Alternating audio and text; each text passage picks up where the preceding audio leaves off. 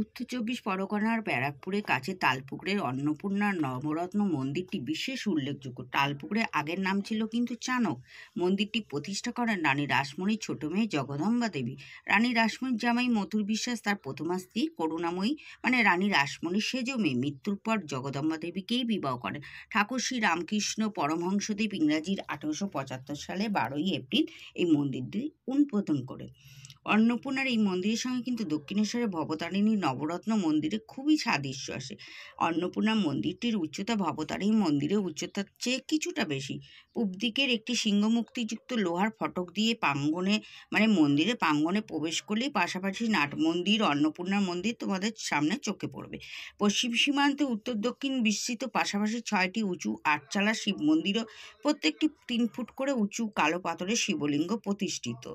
উক্ত 6টি শিব মন্দিরের মাঝখানের একটি লোহার ফটক থেকে একটি রাস্তা সোজা গঙ্গার ঘাট পর্যন্ত গিয়েছে। গঙ্গার ঘাটে উপরে ছাদ বিশিষ্ট চাঁদনি থেকে ইটের তৈরি সিঁড়ি গঙ্গার গর্ভ পর্যন্ত নেমে গেছে। ইটের তৈরি অন্নপূর্ণা মন্দিরটি একটি উচ্চ বেদির উপর স্থাপিত। মন্দিরে ওঠবার জন্য দক্ষিণ পশ্চিম উত্তর দিকে সিঁড়ি আছে। চারিদিকে কিন্তু ঘোরানো রক ও মন্দিরের ভেতরে অভ্যন্তরে মেঝে যথাক্রমে বেলে পাথর আর শ্বেত পাথর দিয়ে তৈরি। মন্দিরের প্রতিদিকে 5টি করে খিলান প্রবেশপথ ভরাট করা নকল খিলান প্রবেশপথ আছে। খিলান প্রবেশপথের উপরে দেয়ালে পঙ্ক দ্বারা অলঙ্কৃত, স্তম্ভগুলো সাদৃশ্য। দ্বিতলে এই মন্দির 3টি করে খিলান আছে, প্রতিদিকে 2টি করে বাঁকানো কার্নিশ ছাদের কার্নিশযুক্ত চালান্নায় বেঁকা। অন্নপূর্ণার এই মন্দিরে দ্বিতলে যে 9টি রত্ন আছে সেগুলি খাঁজ কাটা দেওয়ালে কৃতি।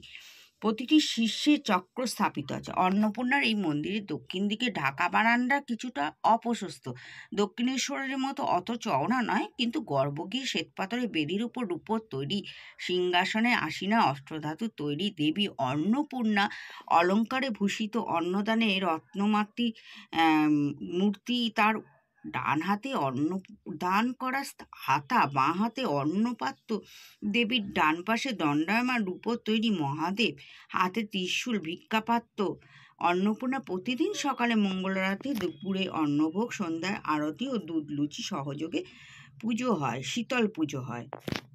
এই সেই গঙ্গার মনোরম দৃশ্য যেখানে সূর্য অস্ত যাচ্ছে, দেখার মতন।